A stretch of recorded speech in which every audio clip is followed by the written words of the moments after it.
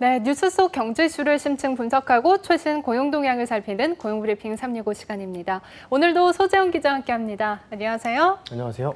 네, 오늘 어떤 이슈 준비하셨나요? 네, 오늘은 다시 기지개를 켜는 이 K-뷰티 산업을 준비했습니다. 과거에는 공항과 면세점 등지에서 이 한국 화장품을 한 보따리씩 산 중국 관광객 쉽게 볼 수 있었습니다. 하지만 일본이 이 중저가 화장품 공세에 나선 데다 한한령 여파까지 겹치면서 K-뷰티가 그동안 주춤했었습니다. 그런데 최대 시장인 중국에서 이 하반기 새로운 성장 발판이 마련되면서 오늘 이슈픽에서 짚어보려고 합니다. 네, 맞아요. 이 명동 화장품 거리, 중국인 관광객의 필수 쇼핑 코스였지만 2년 전에 한한령 이후 또 끊긴 발길이 살아나지 않고 있는데요. 이후 K-뷰티 입지가 좁아진 상황이죠? 네, 맞습니다. 항상 1위를 지켰던 이 K-뷰티.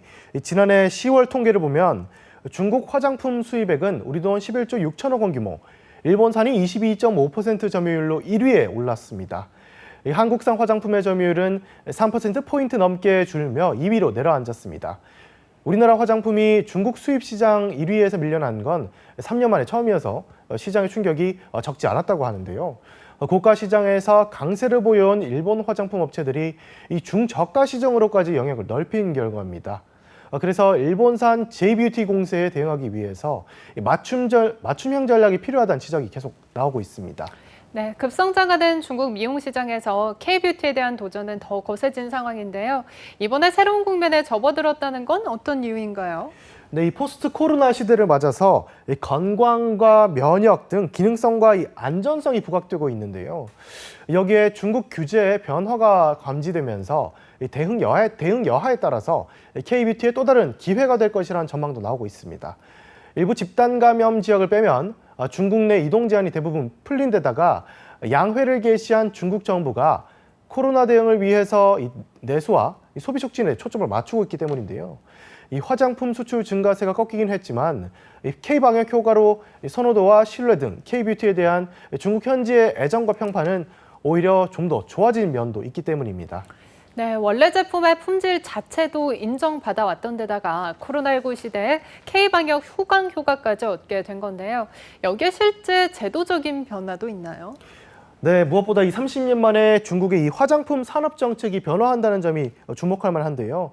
그동안 중국의 간단한 세안 비누 하나를 팔려고 해도 이 복잡한 위생 허가와 인증 과정을 통과해야 했습니다. 이 때문에 중국에서 처음 사용되는 원료로 만든 화장품은 시장 진출을 타진하기 더욱 어려웠는데요. 하지만 상반기 안에 중국 국가약품감독관리국 승인이 필수인 특수 화장품의 분류 기준이 현행 9가지에서 5가지로 변경됩니다. 8천여 종의 원료를 쓰는 중국, 이에 비해 2만 3천여 종으로 화장품을 만드는 K-뷰티 기업들은 중국에서 쓰지 않던 원료를 새로 등록할 수 있어 더 큰 시장이 생기는 셈입니다. 여기에 이 복잡한 위생 절차, 그리고 인증 분류 기준이 9개에서 6개로 줄면서 수출 심사 역시 간소화됩니다. 네, 화장품 원료의 다양화, 여기에 수출 심사 간소화까지 K-뷰티에는 더없이 좋은 기회가 될 것으로 보이는데요.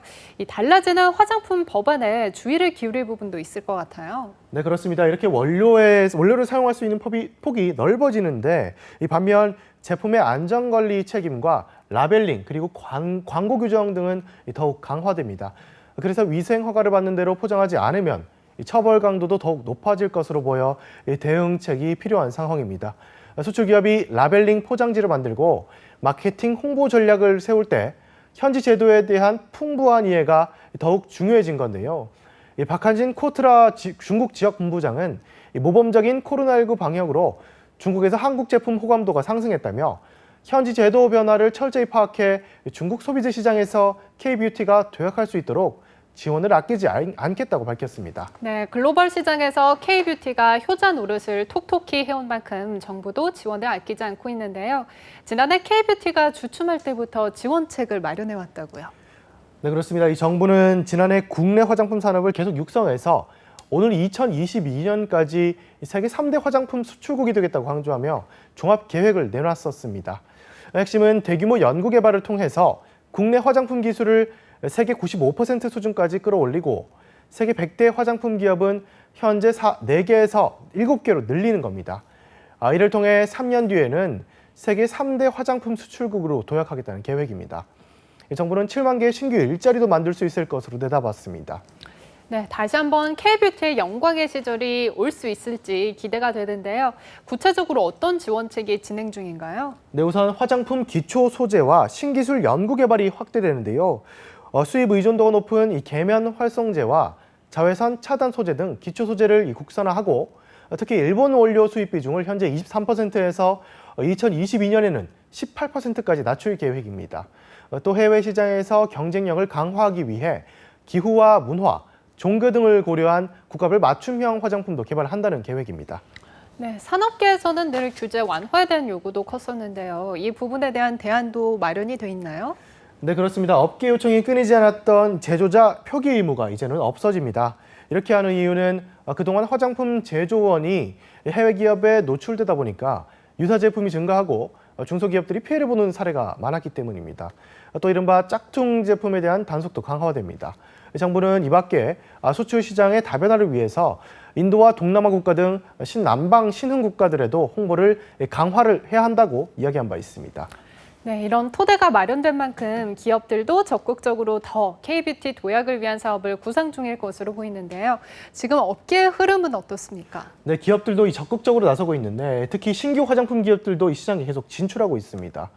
한삼 같은 패션 업체뿐만 아니라 신세계백화점, 동국, 삼진, 동아, 보령제약 등 유통 제약업체까지 업종을 가리지 않고 있습니다. 한국 화장품 산업 규모가 꾸준히 성장세에 있어 왔기 때문에 기업으로서는 성공 확률이 더 높다고 판단한 거죠. 18,618개, 지난해 식품의약품안전처에 등록된 국내 화장품 사업자 수입니다. 여기엔 제조업체와 판매업체가 포함되어 있는데요. 통계가 작성된 2013년 이후 6년 만에 3.4배로 늘었습니다. 제조업체와 판매업체도 기하급수적으로 늘고 있습니다. 폭발적인 성장세라고 볼 수 있는 겁니다. 네, 그만큼 우리나라가 이 화장품 최강 리그라고도 볼 수 있습니다. 이렇게 서로 경쟁하면서 이 K뷰티의 제도약은 물론 한층 더 진화할 것으로 보입니다. 네, 앞으로 어떻게 성장할지 기대해봐야 할 부분일 것 같습니다.